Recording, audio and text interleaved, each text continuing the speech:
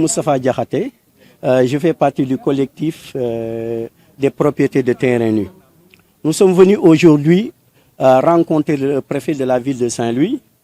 parce qu'on a jugé nécessaire, après avoir reçu le communiqué signé par lui-même, demandant aux occupants du site où l'autoroute à péage doit passer de quitter les lieux au plus tard le 5 décembre, donc le 5 de ce mois. Mais par la même occasion, on a voulu échanger avec lui rappeler également que depuis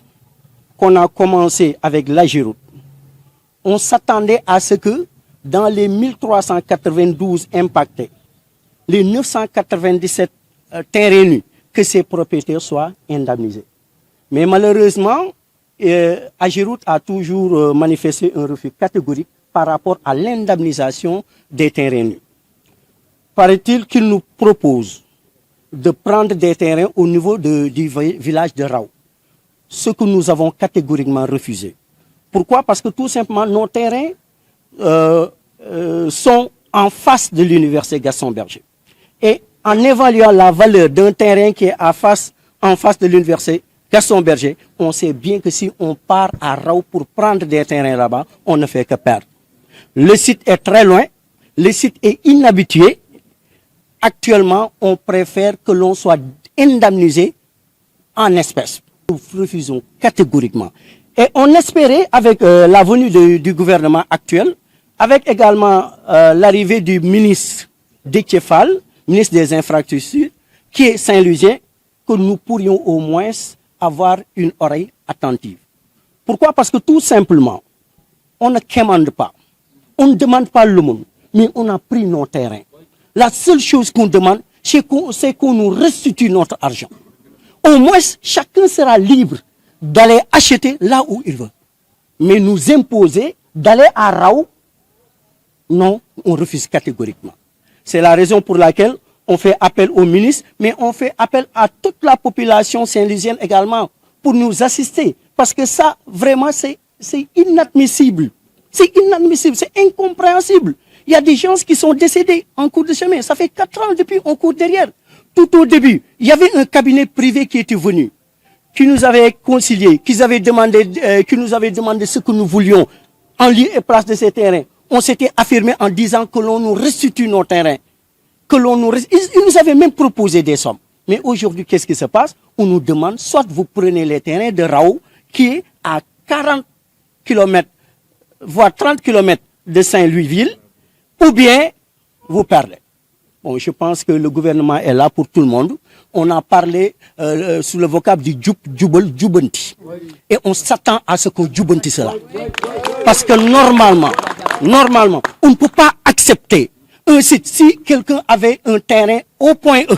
si on veut l'indemniser en l'amenant à Tivaouane-Peulh, les sites ne sont pas pareils. C'est la même chose, nous qui sommes en face de l'université Gaston Berger, si on veut nous amener à Rao, on refuse catégoriquement. Nous demandons à Ousmane Sonko, notre Premier ministre,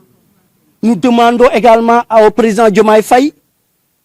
de nous venir en aide. La population vraiment a besoin de leur aide parce qu'on avait pensé qu'avec le nouveau gouvernement, nous allons être restitués dans nos droits. Donc voilà ce qu'on pouvait dire en quelque sorte. Il y a également quelque chose que j'ai un peu oublié, c'est-à-dire que le délai, le préfet également, on lui a demandé s'il peut faire quelque chose pour les gens qui sont là, les gens qui occupent déjà les lieux, au moins pour qu'on diffère le 5, parce que le 5 c'est imminent. C'est un délai qui est imminent. On ne peut pas vraiment bouger toute une famille en 5 jours. Dañu jot ben bataxal boy xamle ni war nañ libérer fi ak le 5 fi nga xamni mom la nit ñi occupé won ci Mamboy jàpp Mbambar maanaam fi nga xam ne fi la autoroute à péage bi di jaar ñu ñëwoon nag seet si ko weccante xalaat ak moom waaye it wax ko suñu position par rapport ak loolu li ci jiitu nag moom mooy ca njëlbeen ga dañu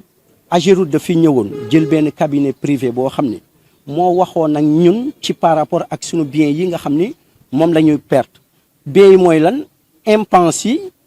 ak lii nga xam ne mooy terrain nu yi impense yi fay nañ ko waaye am na 997 sur les 1300 et poussières 1392 boo juumul 1392 impact bi nga xam ne Saint-Louis moom la concerné les 997 yëpp ay terrain nu la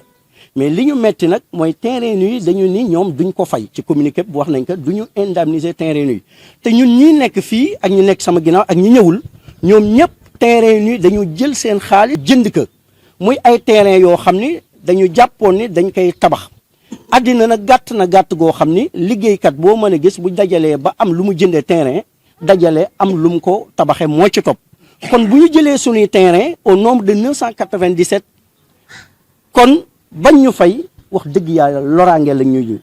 jural loolu nag moom la ñu d'accordul tey d'accorduñu ci ëllëg ñu ñëwoon di ci échanger ak préfet waaye moom it wax nañu fi mu ci mën a yem ndax ndaw buur la dafa am foo xam ni fa la mën a yem moom lu ko nguur sant moom lay def lu ko nguur tere moom du ko def am na sensibilité boo xam ni am na ko peut-être si mbir mi waaye wax dëgg yàlla am na foo xam ni fa la mën a yem mais dina transmettre daal li nga xam ni moo ñu fi indi ñu waxtaan ci moom dina ko transmettre ay kilifaam waaye ñun ñuy wax ak askan wi di wax ak Sénégal lan la ñuy wax ak Sénégal fii Sénégal la képp ku fi am terrain da nga kaa jënd ñun nag mënuñu comprendre 997 parcelles ñu jënd ko di def lii nga xam ne mooy autoroute à péage comme on l'a dit tout à l'heure autoroute à péage on a des partenaires yi dañ ñëw investir buñ paree dañ koy exploiter nit ñi fay ñun ñu nga xam ne ñoo jëloon jëndoon suñu terrain moom ka ñu ni duñ ñu fay tooñ nañ ñu ba ci kanam yàlla te duñ ko nungu tey duñ ko nungul ëllëg on appelle nag on appelle monsieur le ministre des infrastructures le Saint-Louisien Déthié Fall parce que kat ñun dañoo jàppoon ni ba ñu changé gouvernement la suñuy rongoñ fer waaye bu fekkee rongoñ yi daa gën a bëri wax dëgg yàlla bu boobaa loolu metti nañu lool le ministre nag sa population saint-louisienne bii mooy jóg di wax ak yow dañoo jëndoon suñuy kër bañ ko jëndee am na ñoo xam ne impense yi jox nañ leen waaye ñun ñi nga xam ne nag ñoo ci ëpp lool jëndoon ay terrain te kenn fayuñu ñun wax dëgg yàlla ñu ngi ñaan ndimbalam ñaan taxawam parce que kat damay defar autoroute nungu naa seen terrain duma leen fay jaay doole la nañ waxante dëgg jaay doole la ñun ñëpp dañoo jëndoon suñuy terrain kon lu ñuy demander moom mooy ñu jox ñu am na nag proposition bu ñu dégg maanaam jox ñu feneen ay terrain waaye dafa am loo xam ni tamit ku ko dégg ci xel di nga xam ni lii jaar na wala déet nit ki dëkk Point E nga jël terrain Point E bëgg ko faye Tivaouane Peulh ñaari valeurs yi bokkuñu ñun on a choisi le site de l'université en face université lañ amoon suñu ay terrain ñu bëgg nungu terrain yooyu jox ñu ca ginnaaw raw duñ ko nungu c'est pas parce que terrain la koy wecc déedéet nañ waxante dëgg terrain bu nekk biir Ndar digg Ndar jàkkaarloog université nga dem ca àll raw ba di ñu fa jox terrain loolu ñu ni d'accord ñu ci parce que dañuy bañ ñu ni non proposé nañ leen terrain site bi moo baaxul